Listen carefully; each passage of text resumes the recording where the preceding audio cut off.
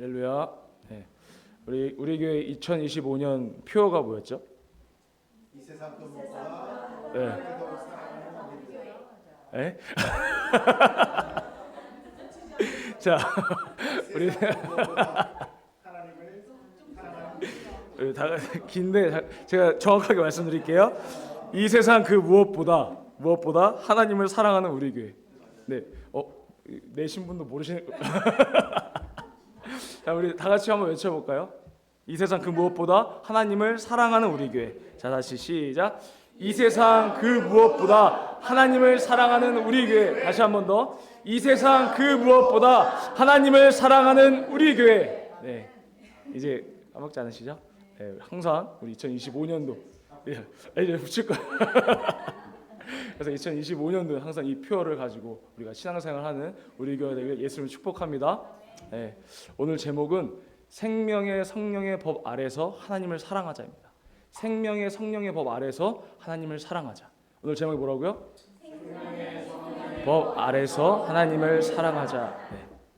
하나님은 사랑이십니다. 그래서 인류가 죄를 짓고 타락했지만 하나님께서는 그 인류를 긍휼히 여기셔서 아들을 보내셨고 그 아들의 피를 쏟음으로 인해서 우리 인류에게 사랑을 나타내셨습니다.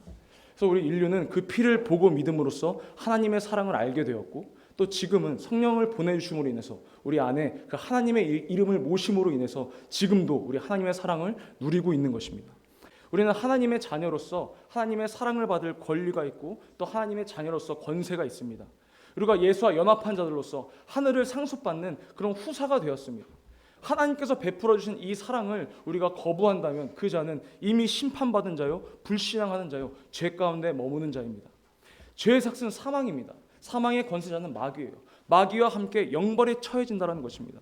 그래서 우리가 하나님의 사랑을 알고 믿었으므로 하나님께서는 마귀와 영원히 영벌에 처하는 것이 아니라 내가 보낸 아들을 보고 믿음으로써 영생에 이르라. 이것이 바로 하나님의 사랑입니다.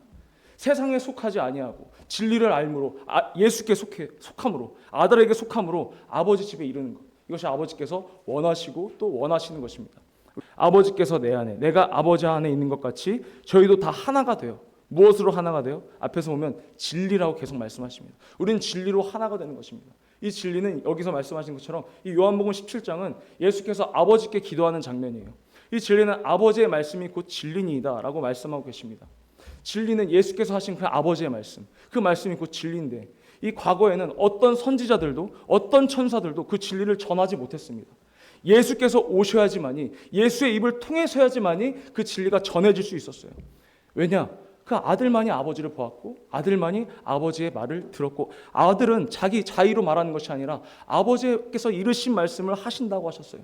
그렇기 때문에 그 예수만이 그 아들만이 이 진리를 전할 수 있었던 것입니다. 그래서 예수 자체가 사실 진리이세요. 진리. 그래서 성경에 보면 여러 말씀이 있습니다. 이 여러 말씀 중에 우리가 가장 권위와 우선시해야 되는 것은 바로 예수께서 하신 그 아버지의 말씀, 그 진리의 말씀, 그 말씀에 우리가 권위를 두고 우선시해야 되는 것입니다. 그래서 이 진리의 말씀에는 하나님의 사랑이 가득합니다. 이 진리의 말씀에는 하나님의 능력과 하나님의 영광이 가득한 것입니다. 예수께서 우리를 사랑하심으로 인해서 진리의 말씀 우리에게 전할 때 우리가 어떻게 되었느냐? 우리가 그 말씀에 새 언약이 있었어요. 진리의 말씀에 새 언약이 있었고 그 언약을 믿음으로 인해서 우리가 새 생명을 얻게 되었습니다. 다시 말하면 예수께서 피로 세우신 그 언약으로 인해서 우리가 피를 믿음으로 말미암아서 예수로 살게 된 것입니다. 예수로 새 생명을 얻게 된 것입니다. 그래서 우리가 새 생명을 얻게 된 우리는 생명의 법, 성령의 법 아래에 있게 된 것이죠.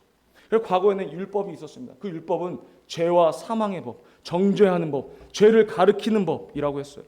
은혜가 없었어요. 사랑이 없었어요. 오직 정죄함과 판단만 있었던 거예요. 정죄함과 판단이. 그래서 이 율법을 가장 잘 지켰던 사람들이 누구예요? 바리새인들.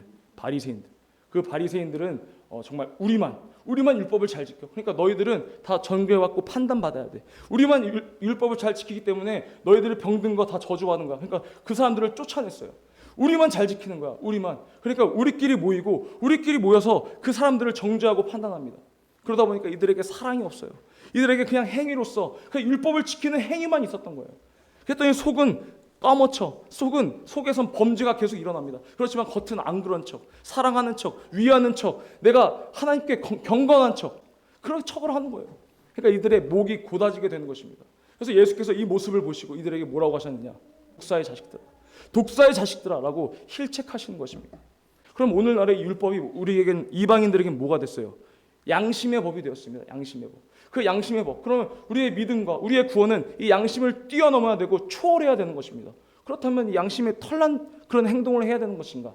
아니면 양심의 가책을 느끼지 말아야 하는 것인가? 그런 말이 아니라 예수와 함께하면, 예수를 따라가면 예수께서 율법을 완성시키셨으므로 죄와 사망의 법에서 생명의 성령의 법으로 해방되는 것입니다. 그래 해방됨으로써 우리가 자유함을 얻게 된다는 거예요. 죄와 사망의 법에서 해방된 자들은 자유자입니다. 자유자에게 뭐가 있어요? 기쁨이 있어요. 해방된 기쁨이 있는 거예요. 그 기쁨이 항상 있는 것입니다. 그래서 데살로니가전서에 항상 기뻐하라, 그 다다음 구절에 보면 성령을 소멸치 말고라고 되어 있어요. 성령을 소멸치 않았기 때문에 항상 기뻐할 수 있는 것이고, 항상 기뻐하는 자는 이 죄와 사망의 법에서 해방된 자유자라는 것입니다. 자유자는 항상 기뻐할 수 있어요. 그 기뻐할 수 있는 은 성령 충만하기 때문에, 성령의 법 아래에 있기 때문에 기뻐할 수 있는 것입니다. 과거의 율법은 하나님의 말씀을 조금이라도 우리가 불순종하면 하나님의 징계와 하나님의 저주와 그런 형벌이 내렸어요. 근데 오늘날은 어때요? 하나님의 말씀을 불순종하면 아무 일도 일어나지 않아요. 그런데 반대로 하나님의 말씀에 순종하면 표적과 기사가 따릅니다. 그걸로 하나님의 살아계심을 아는 거예요. 구약 때는 율법으로 인해서, 그 저주로 인해서, 형벌로 인해서 하나님의 살아계심을 알았어요. 그러다 보니까 어떻게 하나님을 믿어요? 두려움과 떨림으로 하나님을 믿게 되는 거예요. 두려움과 떨림으로 나한테 이 저주가 임하지 않으면, 나한테 이 형벌이 안 왔으면 좋겠어. 그래서 하나님을 억지로라도 겸손하게끔, 율법을 통해서 겸손하게끔 또 순종하게끔 만드시는 거예요. 근데 이 오늘날에 와서 이 생명의 성령의 법 아래서는 어떻게 되냐?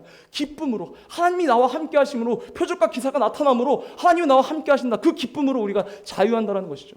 그 기뻐할 때, 우리가 기뻐함으로 어떻게 돼요? 하나님의 사랑을 더욱더 사모할 수밖에 없는 거예요. 하나님을 더욱더 사랑할 수밖에 없는 거예요. 하나님을 기쁨으로 섬길 수밖에 없는 거예요. 이것이 율법 아래 있는 자들과 생명의 성령의 법 아래 있는 자들의 차이입니다. 우리는 생명의 법 아래 있는 자들이에요. 그래서 하나님을 기쁨으로 섬기는 거예요. 남이 시키지 않아도 내가 자원하여서 하나님의 사랑을 사모하고, 내가 자원하여서 하나님 말씀 앞에 겸손하고 순종하고 하나님을 사랑하게 된다는 것입니다. 그 전에는, 구약 때는 성령 충만하지 않았기 때문에, 성령이 안 오셨기 때문에 우리에게 율법으로 인해서 겸손하게끔 했고, 순종하게끔 했고, 복종하게끔 했어요. 그런데 이제는 그것이 아니라 이제 그 모든 것이 이미 이루어졌다는 것입니다. 왜? 율법을 완성시키셨기 때문에 내 안에 성령께서 역사하시면, 내 안에 성령께서 충만하시면, 성령께서 역사하시는 그것으로 말미암아 우리가 이미 말씀 앞에 겸손하고 말씀 앞에 순종하고 하나님의 사랑을 사모할 수밖에 없다는 것입니다. 우리가 하나님의 자녀로서 하나님의 사랑에 거함으로써 우리가 하나님을 사랑하는 자들입니다. 하나님을 사랑하는 자들이에요. 우리가 자녀들이, 또는 우리가 성인이 됐을 때 부모님을 나의 자유로, 나의 권리로서 할 수 있는 권리로 내가 하는 것으로 부모님을 효도해요. 그럼 우리가 믿음이 장성한 우리는, 성령 충만한 우리는 하나님을 누가 시켜서 믿으라고 하지 않아도 하나님을 믿게 되고 하나님을 사랑하고 하나님의 사랑을 사모할 수밖에 없다는 거예요. 우리가 표어가 뭐라고요? 우리 표어 다시 한번 외쳐봅시다. 이 세상에서 그 무엇보다 하나님을 사랑하는 우리 교회. 우리 다 같이 한번 해봅시다. 시작. 세상 그 무엇보다 하나님을 사랑하는 우리 교회. 맞습니다. 그래서 하나님을 사랑하는 그 마음이 우리의 심령에 정말 자연적으로 또 자유롭게 그렇게 충만해지는 우리 교회가 되길 예수 이름으로 축복합니다. 우리가 정말 육체의 법으로 돌아가는 것이 아니라, 죄와 사망의 법으로 돌아가는 것이 아니라, 끝까지 우리가 영생에 이르는 그날까지 생명의 성령의 법에서 정말 굳건하게 서서 정말 영생까지 이르는 저와 여러분들에게 예수 이름으로 축복합니다. 세상에 가장 상징적인 것들로 뭐가 있을까요? 돈? 또는 뭐 여러 가지가 있겠죠. 저는 돈이 먼저 가장 떠오르더라고요. 그래서 이 표를 가지고 우리가 신앙생활을 할 때, 올해 아니면 내년 아니면 3년 뒤에 5년 뒤에 정말 내가 그 선택의 기로에 섰을 때, 돈을 의지하는 것보다 예수의 이름을 의지하고 예수의 이름을 사용하는 그 순간이 올 것입니다. 우리는 예수를 선택할 수 있어야 돼요. 예수의 이름을 의지할 수 있어야 돼요. 예수의 이름을 사용할 수 있어야 돼요. 우리가 몸이 아파서 돈을 써서 병원에 가는 것보다, 그것보다 먼저인 것은 우리가 예수 이름을 사용해서 귀신 쫓고 병 고치는 것입니다. 하나님의 말씀을 순종하며 기사와 표적이 따릅니다. 우리가 하나님과 함께하는 그런 우리 교회가 되길 예수님을 축복합니다. 우리 하나님의 사랑을 사모하여서 하나님의 사랑을 받아서 그 하나님의 사랑 받은 것을 또 나눠주는 우리 교회가 되길 예수님을 축복합니다.